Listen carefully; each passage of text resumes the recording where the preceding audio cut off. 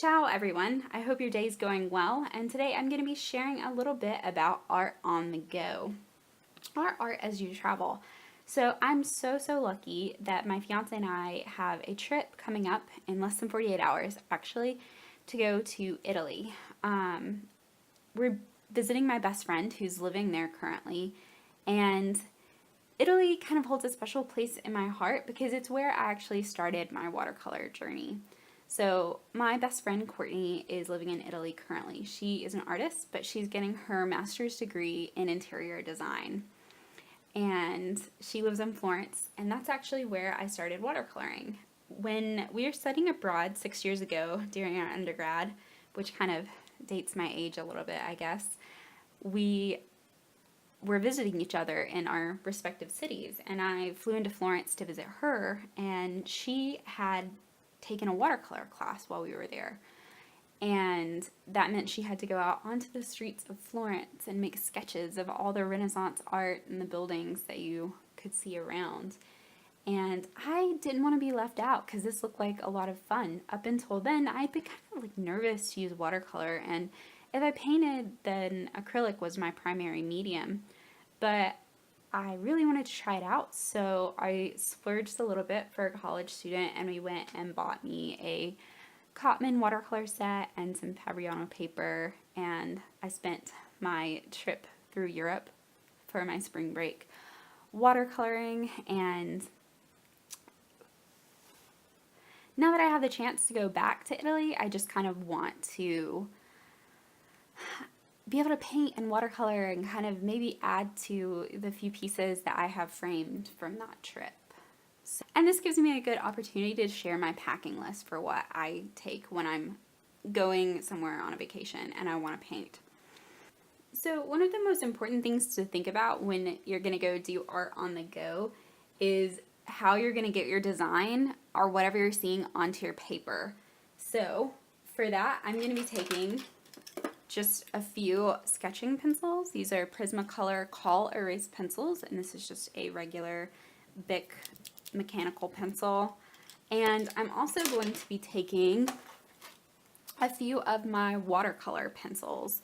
So I've had these for a while. The box is kind of roughed up, but it doesn't look like it because I don't use them very much. But one thing that they are really good for, and that I do use them for, is sketches. So I started watercoloring, and I primarily did landscapes and that type of thing, and I would go to historic sites and sketch out something like a castle or the lake or whatever. And if I didn't have time to watercolor it right then, I would sketch it out in watercolor pencils, and then later I would be able to fill it in.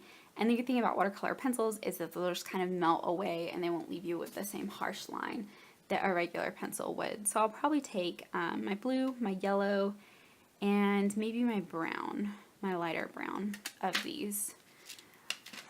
And the next thing, of course, when you're doing watercolor, you're going to need some brushes of some kind. So for the Winsor & Newton Cotman brushes, and I've never had any sort of nice paint brushes before, so I'm going to take 4 from that haul.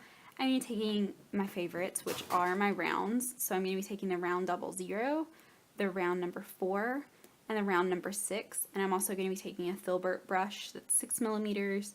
It's number 688, and this will just be good for kind of doing washes on the smaller paper. I'm also taking 2 of my crappier brushes that I wouldn't really feel so bad if they got damaged. And this is actually one of my favorite brushes, and it's a little bit destroyed, as you can see.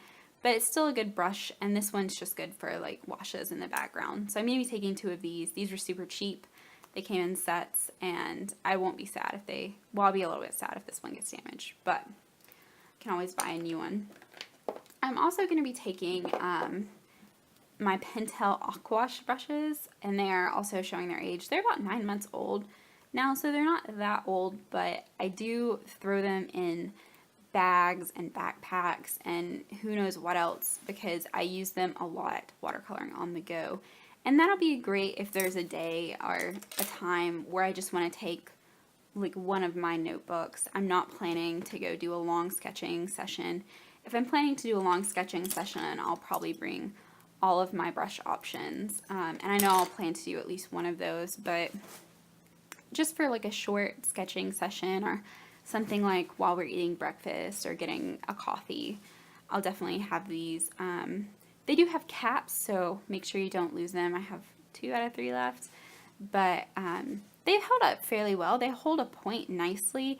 This one's getting a little bit fluffy. The larger ones seem to hold its point less nice than the rest of them, but the smaller ones have held a point really well. They do stain fairly quickly from watercolor, though. So, and of course, like the next thing that is important to watercolor is the watercolor paper. So I'm going to be using 3 different types of paper, and this is probably where I'm being least judicious in my packing. I'm taking many options for paper. So the first one is something that I got from Dick Blick at a really good price. I think this was $2, $2.50. It's 12 sheets and it's Strathmore watercolor paper. This is decent paper and something I would definitely recommend to a beginner. And this is really nice because it's in like a journal format. So I could possibly do like a watercolor journal of some sort while I'm abroad. And 12 sheets is probably not too ambitious, but maybe ambitious enough. If I wanted to finish the entire journal, that would be like 1 painting a day. So we'll see if I can get that done. And you might hear my cats in the background. They are hype right now. But so that's the first paper I'm taking. The second I purchased as like a throwback to when I started watercoloring. So in this little Italian shop, they only had Italian paper, and this is Fabriano paper. It's an amazing paper brand. I think I paid $11 to $13 from Dick Blick for this, and this is a really great thing for travel. So if I'm out on the go, like if I just wanted to take my palette, my brushes, and this, I would take this one over my larger set or the Strathmore, because this set is actually a glued pad. So if you can see, I know it is hard to see, it's glued on all 4 sides. There are actually 25 sheets of paper in this, so that's not a bad price, and it's fairly large, but you'll be able to do your painting without having to worry about taping it down, without having to worry about like the paper warping too much. And then when you're done with your painting, you use the corner right here. That's not in frame. You'll just peel it up in the corner, and that'll get your painting off and leave you with a fresh piece underneath. So I'm really excited to use this again. It's going to be a fun time. And then I am taking a block of Arches watercolor paper. It actually has 11 sheets instead of 12 in it because I did a painting, but this is a really good paper. It's a French paper. It's made in France, and it can also be pretty expensive. So I wouldn't suggest the Fabriano or the Arches for a beginner necessarily, because they are both fairly expensive brands. But I'm going to have a good time painting on this. I'm always nervous to paint on the Arches because it feels so beautiful. It feels so nice. But it is a pretty expensive. It averages, depending on what kind of sale, the sheets are anywhere between $1 and $3 each. And that's for a sheet of 9 by 12 inch paper. So I'm always really hesitant to like paint on it. Like I don't want to waste it. Like I'm like, oh, I'm not good enough to paint on it. It's too good.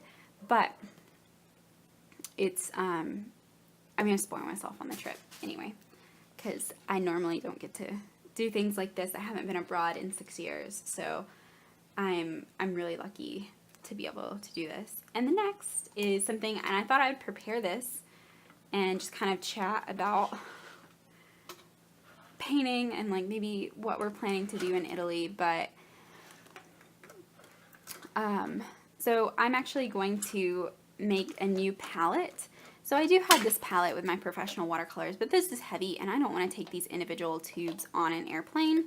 So what I'm going to do is actually prepare a fresh new palette. And this palette was just a few dollars from Dick Blick, so that'll be nice to just have this small, very lightweight travel palette. And I know some artists actually prefer to have palettes that are smaller than this for traveling, but this is about the right size for me. But let's see.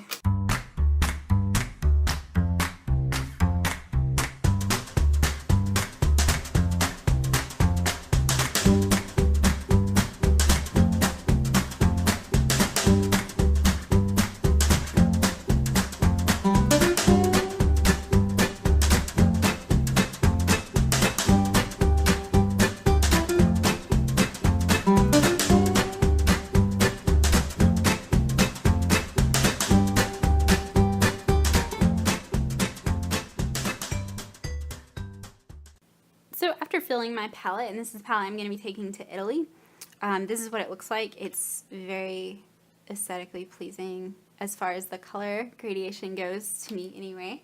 And Hattie also approves of it. Gotta keep her away. I want to thank you so much for watching this video, and if you want to hear more about my travels, just let me know below. I'm probably going to post some videos where I've either painted in Italy or something of the like. Controlling kittens is too stressful.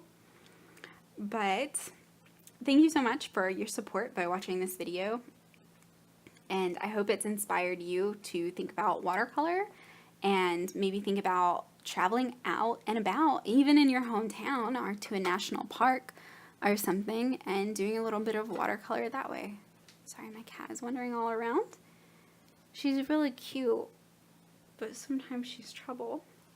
But I hope this video has inspired you, because that's what I want to do with this channel, is just inspire people to love art and make art. So with that, I'm going to say goodbye. Thank you for watching.